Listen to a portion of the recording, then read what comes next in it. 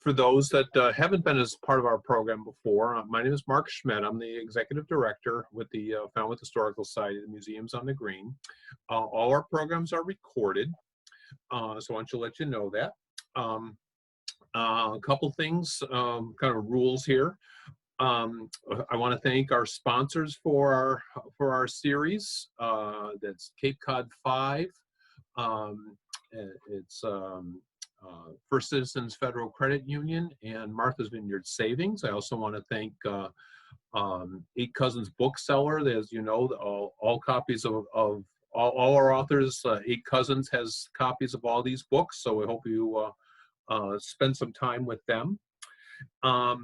If you've got a question, at the bottom of your screen, you will see a chat feature there. Type your question in, and we'll read them at the end of the talk. We hope that please mute yourself. So we just have one speaker going. So that would so we don't want to have interference there. And so I think everybody knows the ground rules. I want to thank our speaker tonight, Howard Blum. This is actually, Howard, I don't know if you realize this, but this is your third time to Falmouth, but this is the first time that's, you're not really in Falmouth, but you're in Falmouth. For those that have seen Mr. Blum before, he was here for the last Good Night and In the Enemy's House. Those were great programs. Howard Blum is the author of the New York Times bestselling Edgar Award-winning American Lightning, as well as Wanted, The Gold of Exodus, Gangland, The Floor of Heaven, and most recently the New York Times notable book In the Enemy's House. He's a contributing editor at Vanity Fair and was a reporter for the New York Times, where he was twice nominated for the Pulitzer Prize for investigative reporting. Would you welcome our guest tonight, Howard Blum? Howard? Thank you. Can you hear me? All good? Yeah, I mean, okay, terrific. Then we can proceed. Just checking. I get nervous here. I'm not used to this.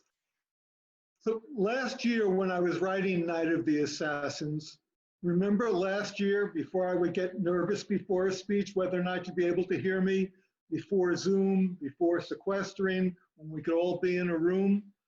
Seems like a lot longer than a year ago.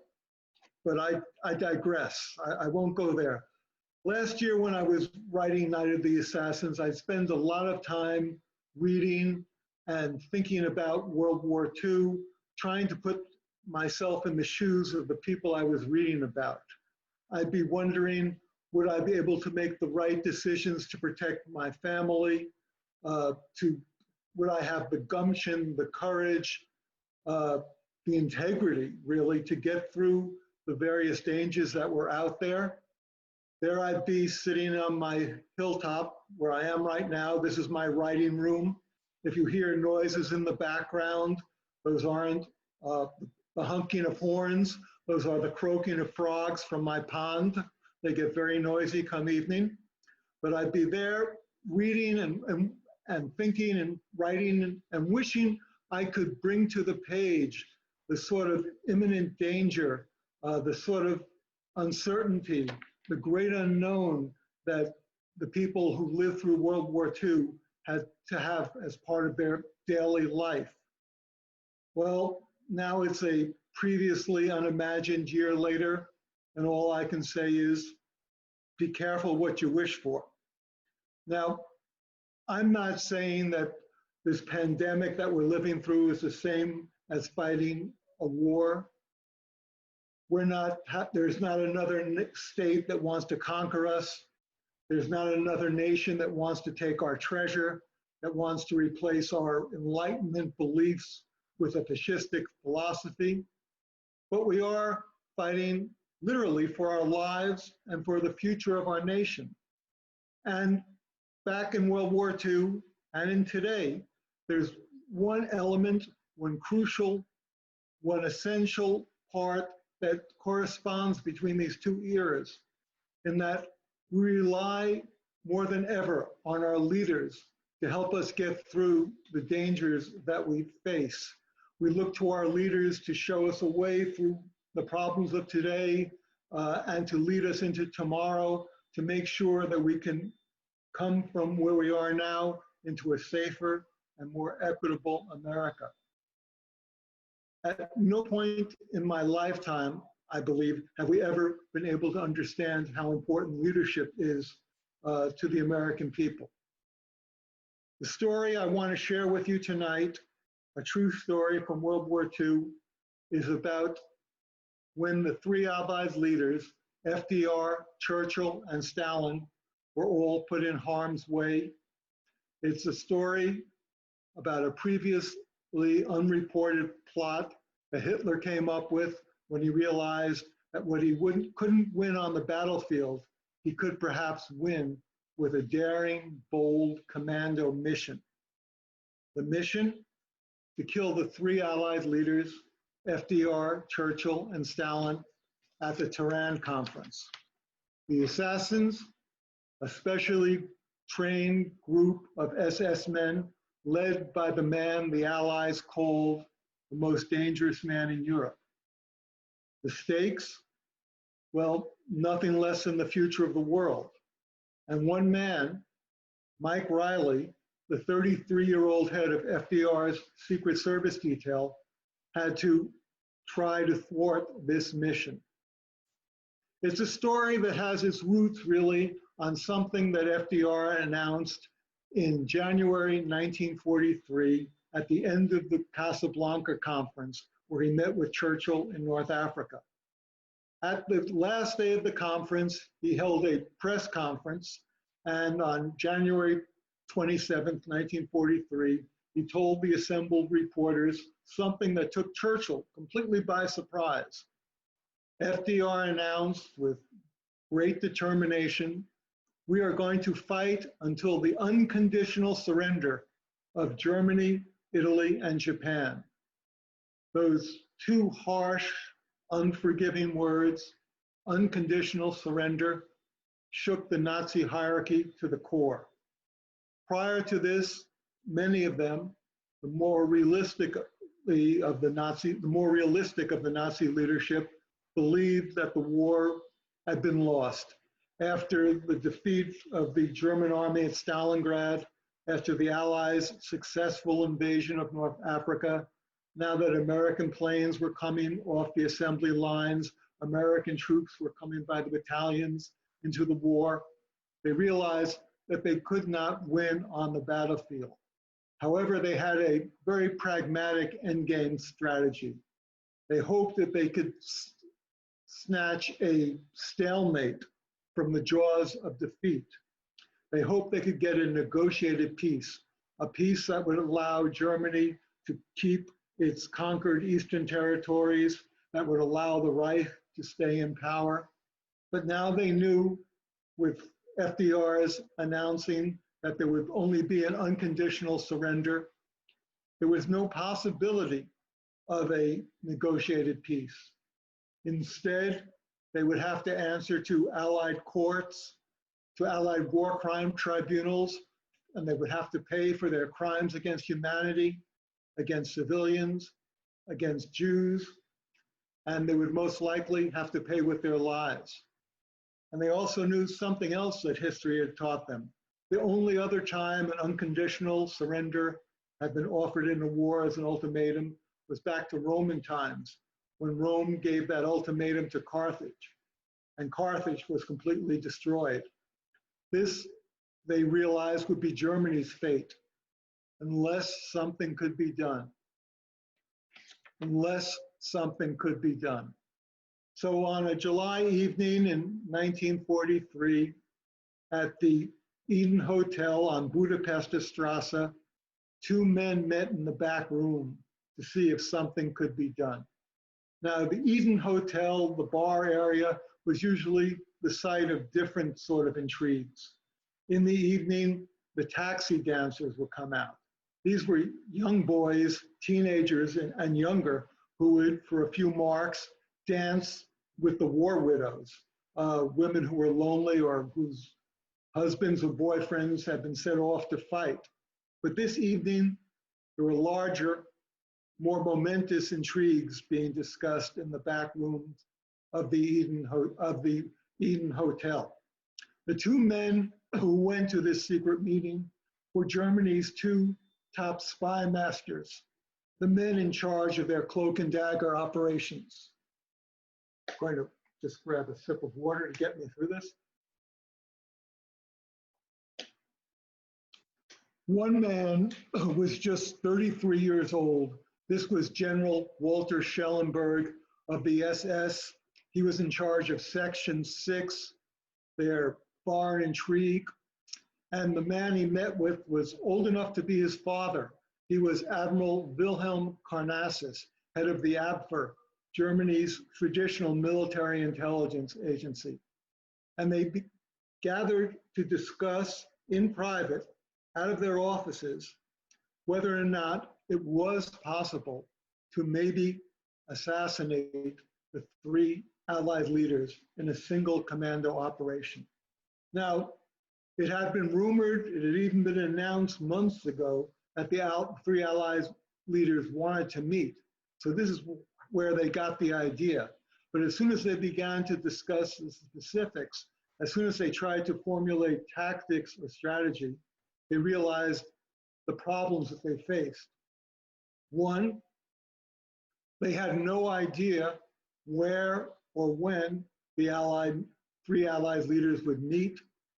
And they did not know if Germany's intelligence service could discover this information. This would be one of the most closely guarded secrets of the war. Two, these men would be well protected. Between them, they controlled a standing army of over 20 million men. They would certainly go into this meeting well protected. And three, if they didn't know where and when they were going to meet, if the leaders were going to be so well protected, how could Germany come up with a plan? A frontal assault would be suicide, and without the intelligence necessary, stealth would be impossible. Yet they left that meeting at the Eden Hotel convinced that something had to be done. This impossible mission somehow had to proceed. And then another impossible mission did succeed that gave them encouragement. On September 12, 1943, 12 gliders swooped down on top of an Italian mountain top, 7,000 feet high in the Alps. These gliders were on a rescue mission, a commando mission, to get Benito Mussolini, the Italian dictator, out of his prison. He had been thrown in the prison at the end of the summer of '43 by the Italian king, Victor Emmanuel, and the Italian Supreme Council. And Hitler insisted that something must be done to save his ally, Mussolini. The man Hitler turned to was Otto Skorzeny. Now, Skorzeny is a fascinating man. He's a ruthless, brutal, yet inventive commando. He's a tried and true Nazi, had a dueling scar that he was very proud of, etched on his cheek. He had been in a great deal of combat, and he now headed the Special Operations Training Center at Orienburg, just outside Sachsenhausen concentration camp, where the SS commandos were trained. And Hitler, as I said, gave him this mission of rescuing Mussolini. And the challenges, the obstacles were daunting. Here, Mussolini was on top of a 7,000-foot mountain. The only way up was a single cable car. Access to this cable car was surrounded by and guarded by a battalion of Italian troops. There was no way you could get up there that way. You couldn't parachute out of the sky because the winds at 7,000 feet would blow the paratroopers off the mountain. You couldn't land a plane because there wasn't a large enough landing field. So Skorzeny came up with this idea of gliders. And on the afternoon of September 12th, 12 of them swooped down out of the sky to the 7,000-foot precipice. 12 of them rather swooped down, 7 crashed, but 5 landed successfully. And Skorzeny scurried out with his men to the building where Mussolini was being held captive.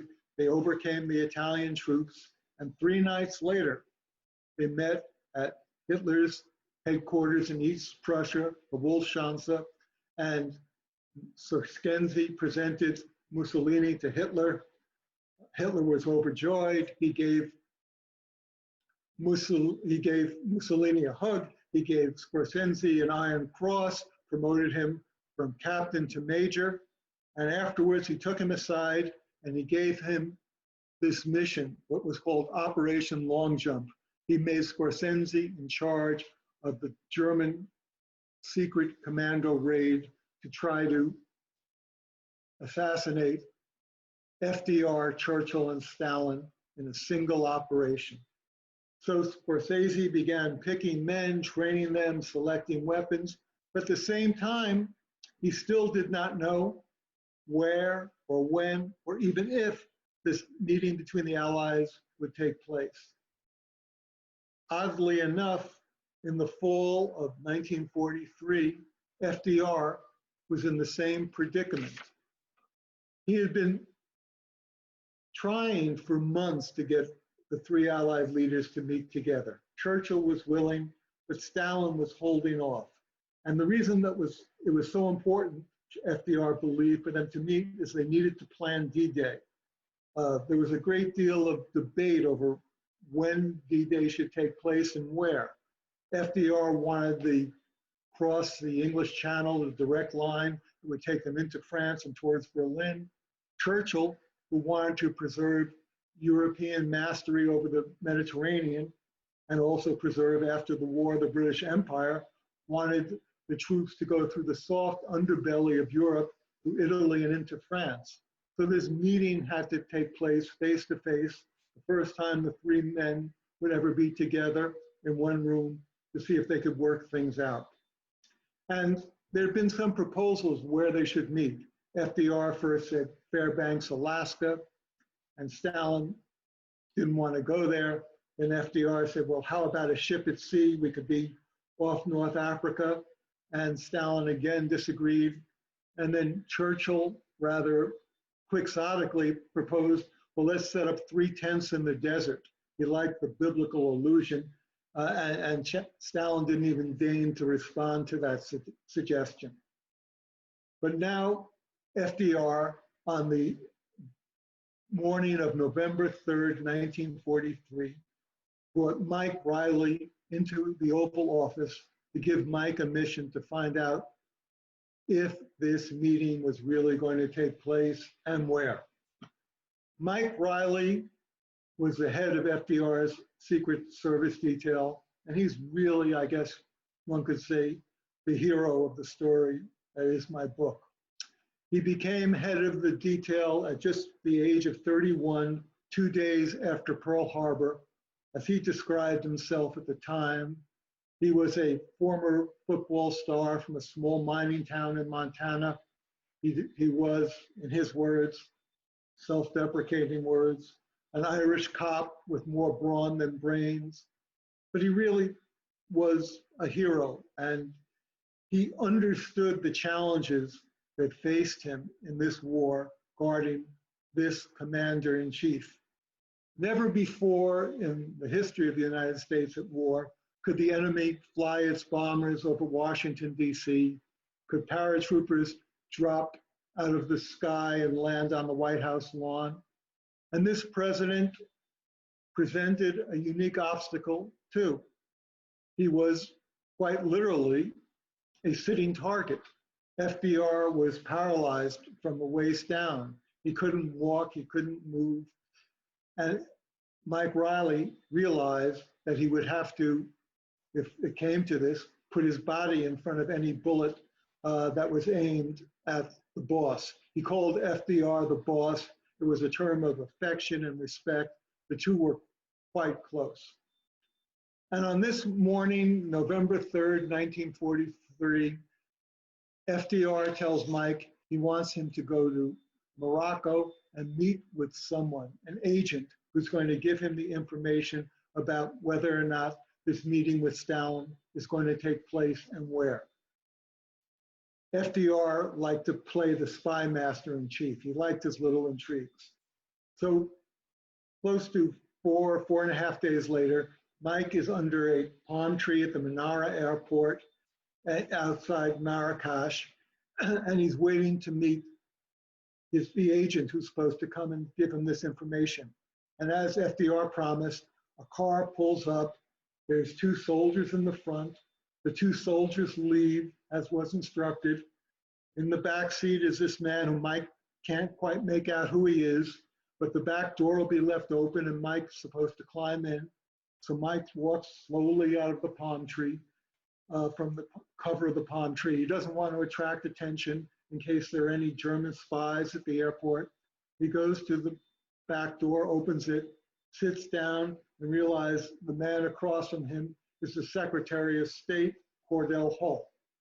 Hull has just been in Moscow meeting with Stalin, trying to get details on whether or not a meeting can take place. And Hull immediately announces, I've got it. We're going to go to Tehran. Stalin, Churchill, and FDR are all going to meet in Tehran. And after that, 2 things happen immediately, Mike realizes. One, he has to go to Tehran and check it out, do a security surveillance of the place, reconnoiter the city. And 2, he needs to find a map because he has no idea where Tehran is. He wasn't even sure what country it was in. At the same time as Mike is finding out about where and when the meeting is going to take place, at pretty much that time, the Nazis find out too. They find out from a spy. And this is a rather unique spy. He's a walk-in. This is a walk-in in the intelligence business, is a very reviled figure. He comes to you bearing information unexpectedly, and you don't know why he's arrived. Is he doing this for the money, for patriotism? Is it ego? Does he want to be an actor on the world stage? Or is it something more nefarious?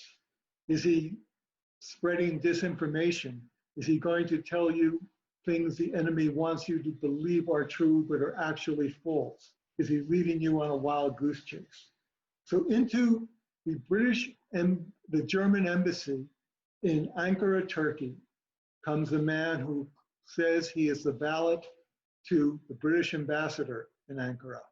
And each night when the ambassador goes to sleep, he puts his keys out on the night table.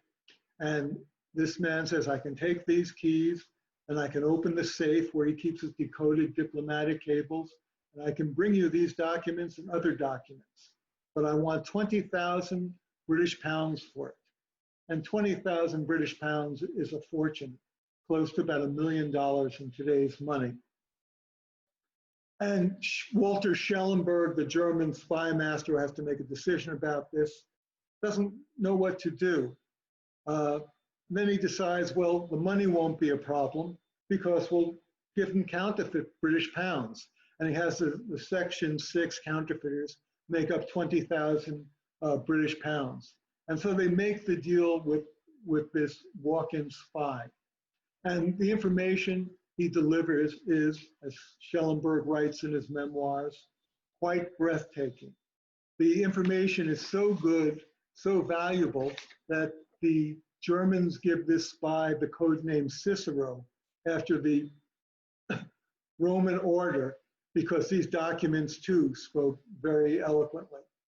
And from these documents, the Nazis learn when and where the Allies are meeting.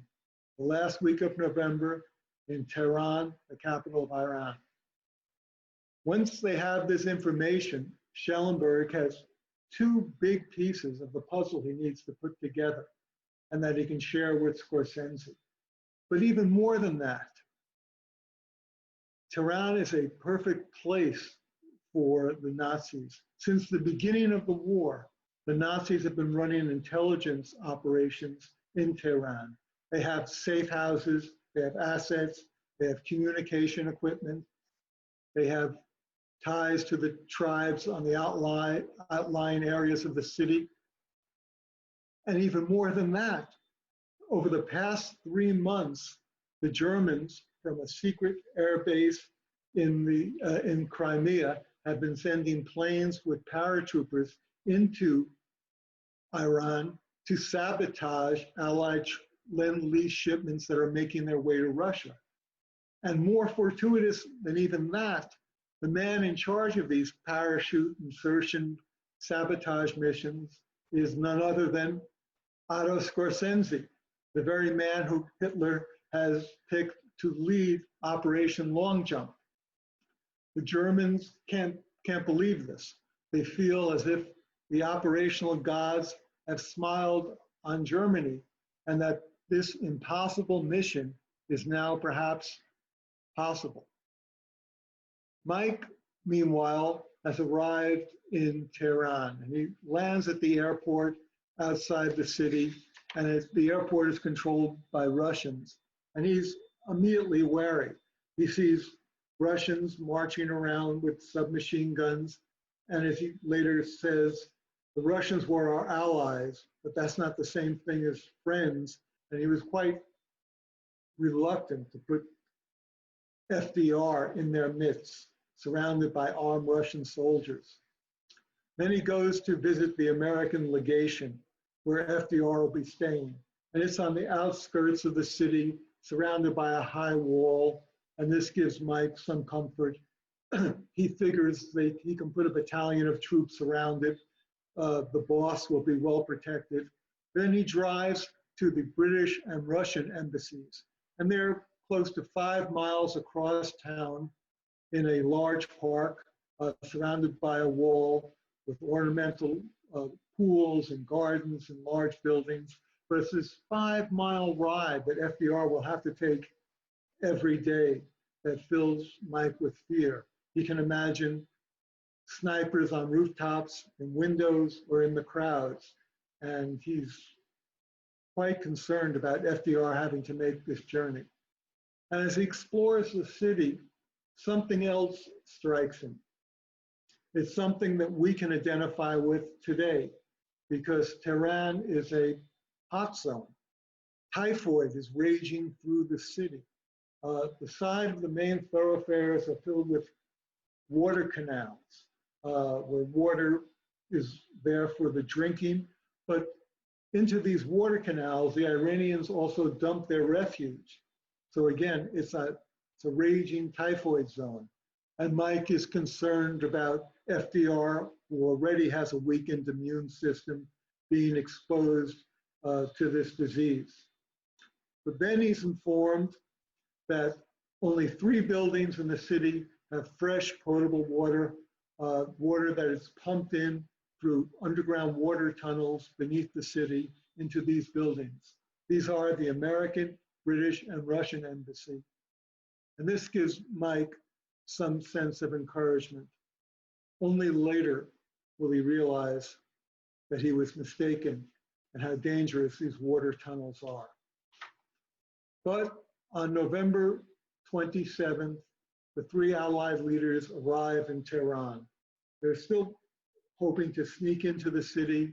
The meeting has not been announced. The press has not been alerted. They're not traveling with a press contingent. Churchill's the first to arrive. He arrives at 10 a.m. and he gets off his plane, and there's a small ceremony of greeting, and he's completely annoyed. So much for secrecy.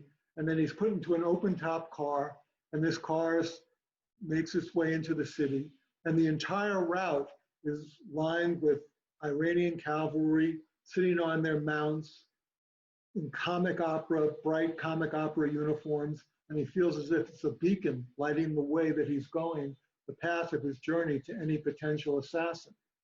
And while he's brooding about this, just as they're 5 minutes away from the embassy, the car gets stuck in a traffic jam. And he's sitting there counting the minutes, 5 minutes, 10 minutes, 12 minutes, and all the time he's thinking how easy it would be for a German assassin to shoot him just as he's sitting there in that car. He later says, if the entire operation had been planned to put me in the most possible danger, it couldn't have succeeded more brilliantly. That's his mordant sarcasm. FDR, though, arrives about 3 o'clock in the afternoon, and things go without a hitch. His big C-54 lands at the airport outside town. Mike gets him quickly into the American embassy. He's settling FDR into the room that's been prepared for him on the second floor of the American embassy building. And Mike then gets a message that there's a Russian general downstairs who'd like to speak with him. And Mike says, well, that's good. They'll just assume that Stalin has arrived in town. He wants to give me a courtesy acknowledgement of the arrival of Marshal Stalin.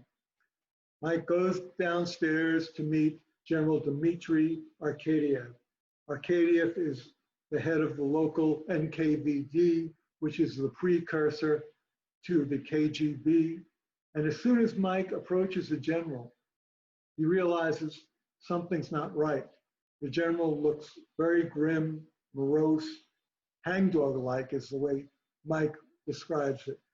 And right away, the general tells him that last night, 38 German paratroopers came out from planes on a commando mission outside Tehran. And that these men, you can assume, were assassins out to kill the big three, Churchill, FDR, and Stalin. And Mike's blood runs cold. But then the general tells him, but we caught all 38. And Mike is taken so much by surprise by this, he later says, the first thing I thought to ask, are you sure there were 38? And the general says, yes, we questioned them quite thoroughly. And as he says quite thoroughly, Mike has this image in his head of what it must be like to undergo an NKVD interrogation. And he then tells himself, well, this is okay, this is wartime. You have to be ruthless, at least the boss is protected. But then the general tells him, but we also found out during this interrogation that another plane landed with 6 well-trained commandos and that they're on the loose in the city of Tehran. And then Mike's heart nearly stopped. And for the next 4 days of this conference, 6 well-trained SS men are on the loose in the city of Tehran, a city of 1 million people.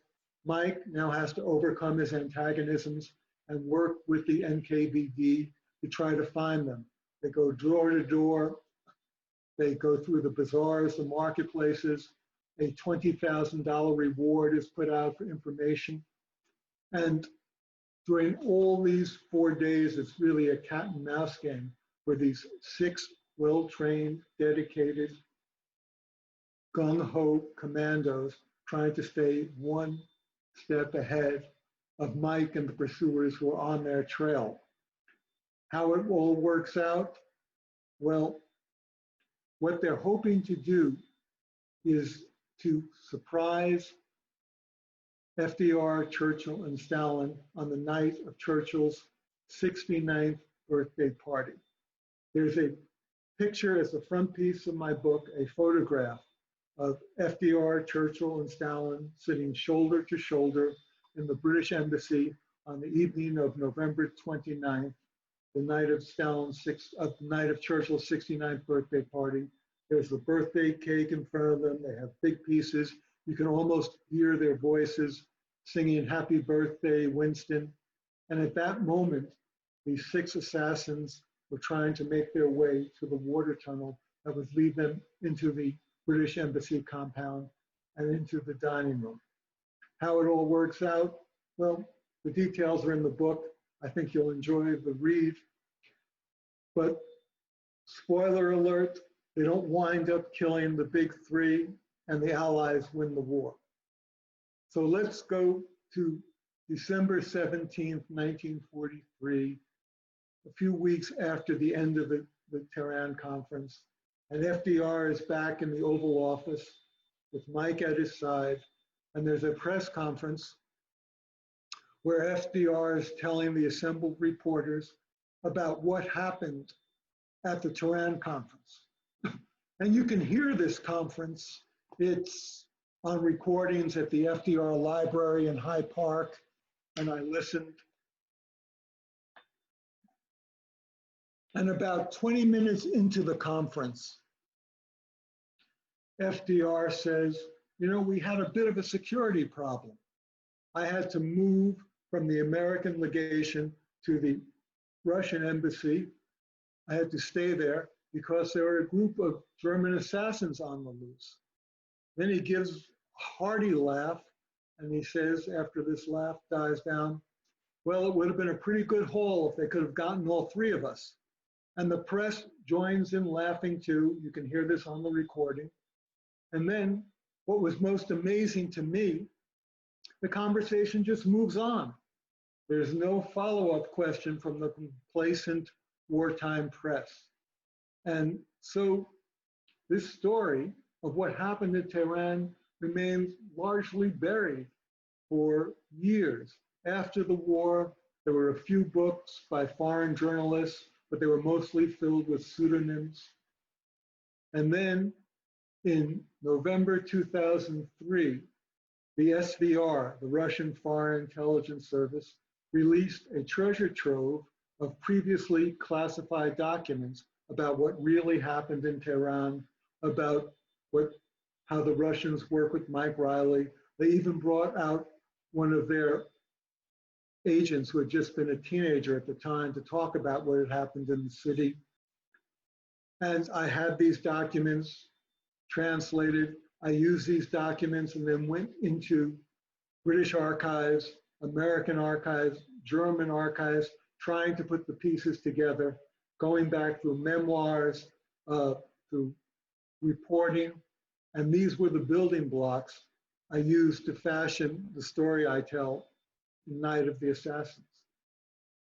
And in conclusion, let me go back to where I began this talk. I started talking about leadership.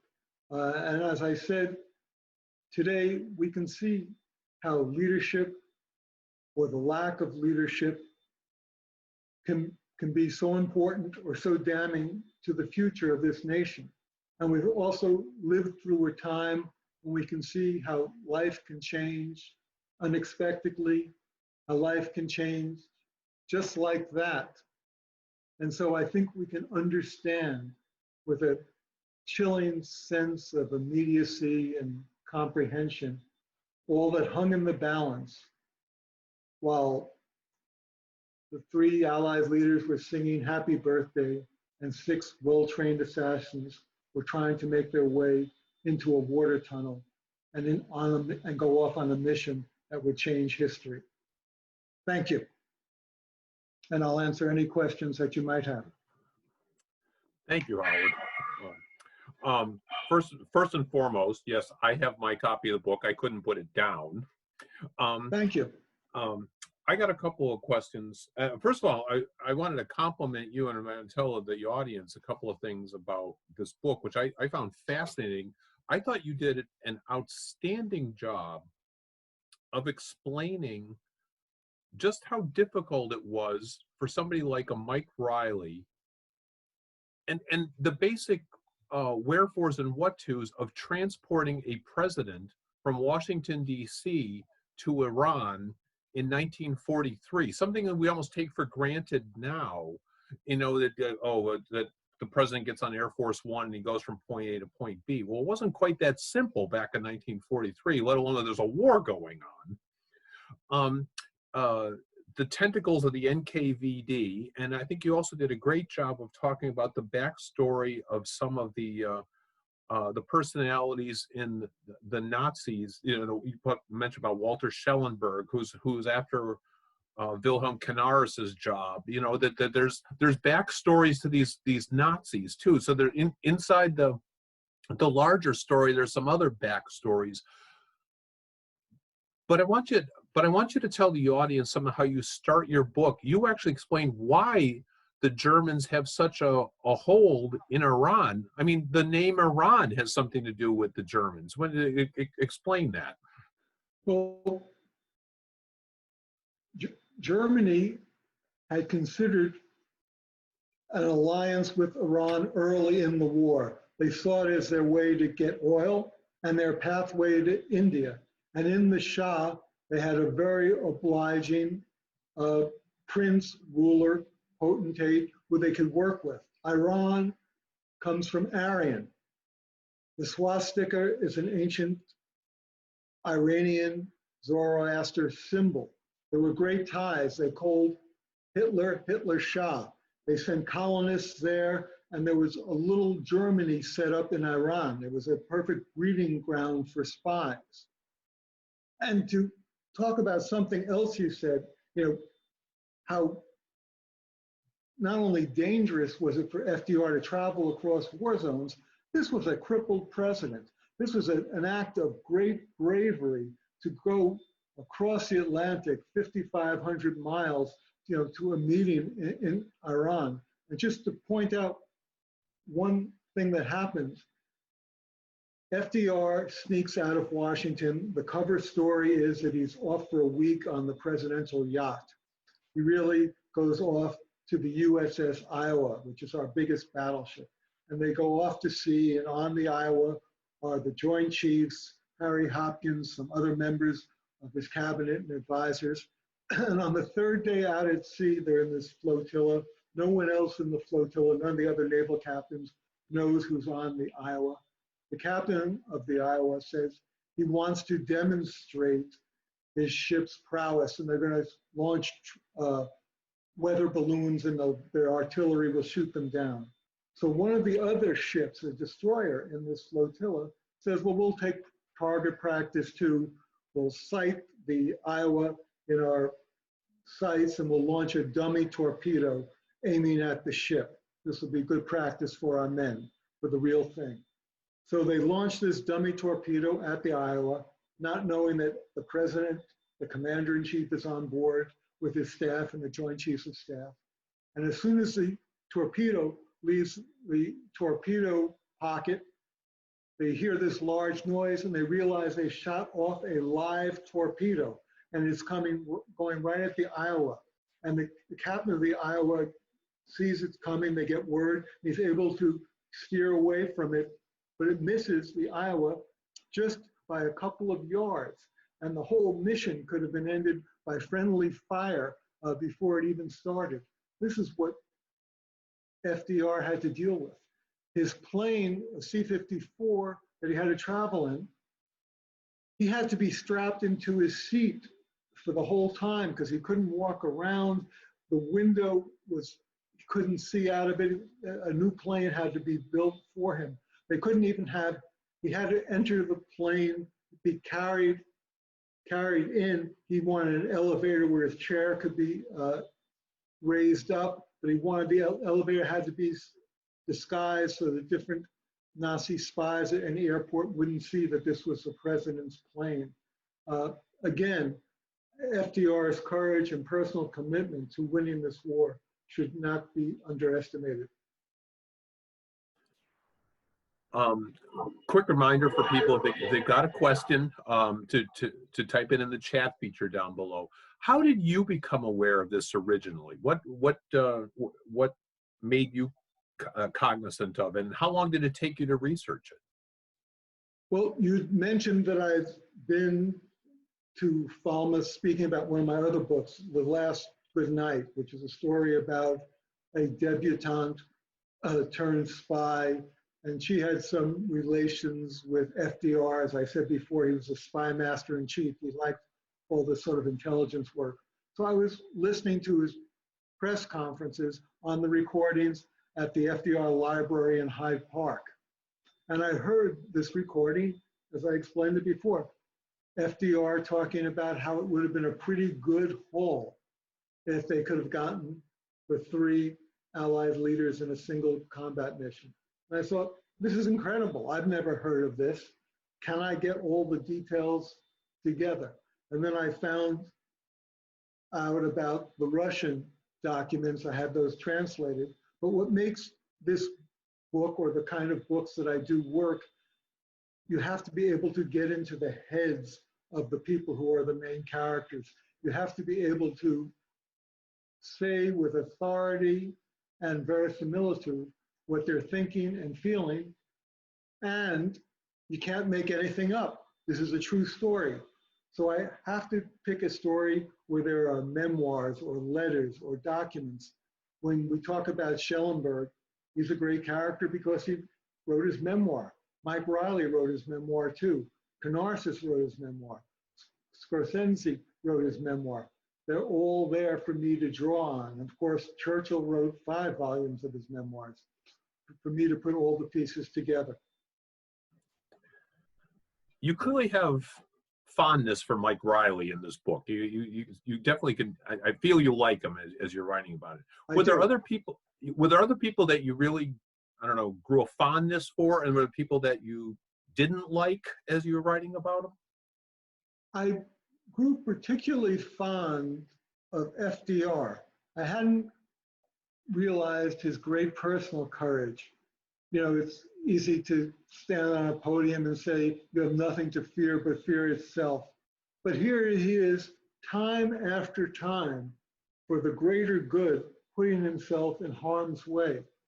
Can you imagine how debilitating it is to go nearly 6,000 miles across the world when you can't even walk, and yet to be committed to doing this, to committed to making this all happening, and also having the integrity of vision for the Allied invasion and forcing it to happen in the most successful way.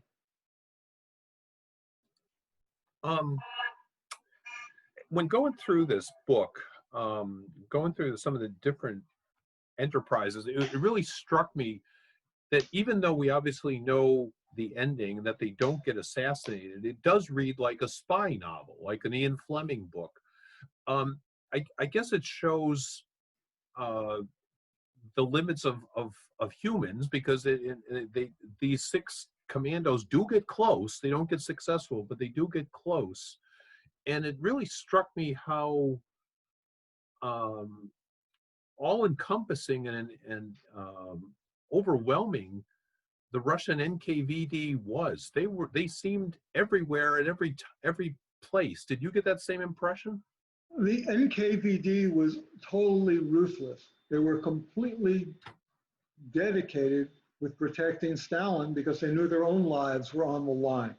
If anything happened to Stalin, that would be it for them. So they went through the city of Tehran. They rounded up 4,000 people. There were many Poles who had been in Tehran. They were all rounded up and put into camps in advance of Stalin's visit. They were utterly ruthless. At one point, a foreign correspondent wrote that the Russians were passing in a truck and someone yelled something at them, and 2 Russian soldiers in the truck just got up there and shot him dead, and that was it. The body just lay in the streets.